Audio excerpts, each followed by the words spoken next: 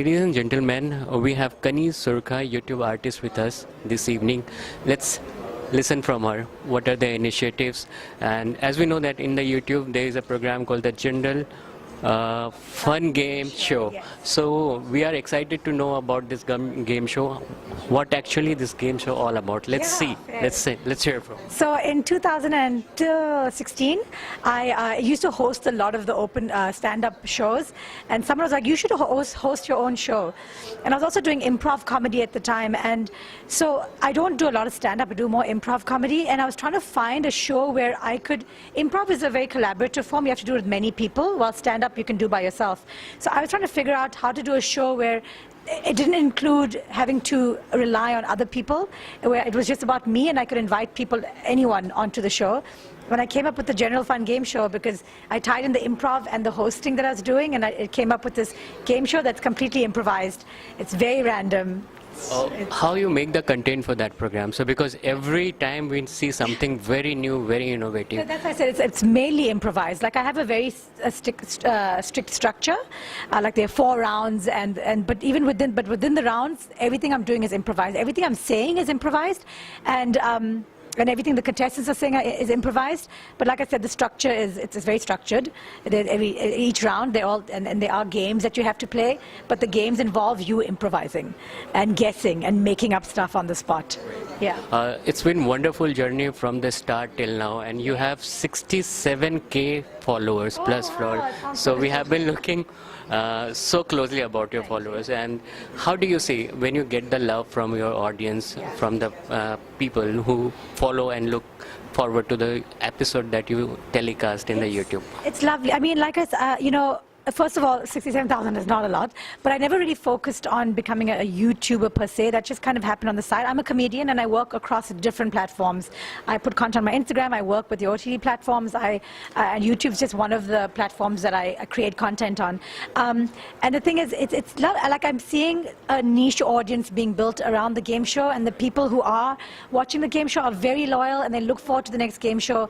And I kind of like building that. I'm really enjoying building that niche audience, and yeah, obviously I love the love, and I can see that people who are watching it really do enjoy this kind of alternative comedy. It's not your stand-up. It's not something you're used to seeing. It's alternative comedy, and people are starting to accept it and enjoy it. And yeah.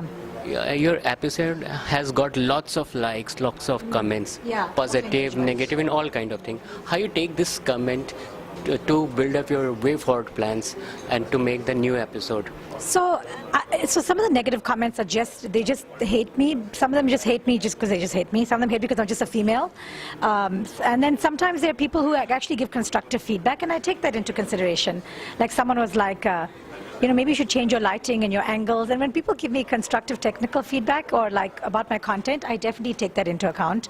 But if you're just going to write a hate comment just for the sake of it or trying to get a reaction, then I ignore it. I'm not going to. And sometimes I even remove comments that I can just see are just hate for the sake of hate, not because they don't like the content. They might not even have watched it, but they just want some sort of reaction, or they just want to be controversial, and so I remove them.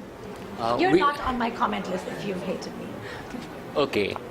We have seen your programs, we have inspired, and the youth which is watching your games closely in the YouTube. So there are so many youths who wants to be like you, the YouTube artist. How do you like to inspire them? Is there any message that you want to give? That's the beauty of YouTube, is that you can do it. You can just get on, start your own channel, put up your content, and just become a YouTuber. It's not like television where you had to go through production houses, or you had to know someone, or you had to go through auditions. Whatever you want to do, you can put up. So my thing is, it took me a long time to get content on YouTube, because I just never had I didn't believe that my stuff was funny, and I kept thinking, oh no, I'm not as funny as the men. And eventually one day just did it. And when you break that seal, then it just becomes so much easier after that. So don't think too much. Don't try to perfect it, because you also learn while you're doing it. You're not going to have a perfect product up top. You just have to keep doing it, and you keep learning as you do it. And then 3 years later, you have content, you're making content that you're very proud of in that sense. That's completely fantastic.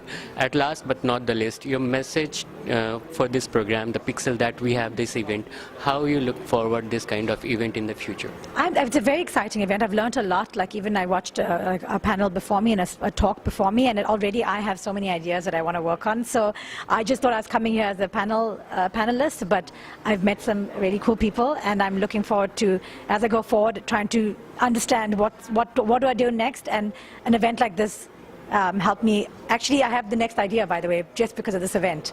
So I'm very excited about that. Thank you so much for sparing time and giving your valuable time to this big you, Rahul. event. Okay. Take care. Thank you. Bye.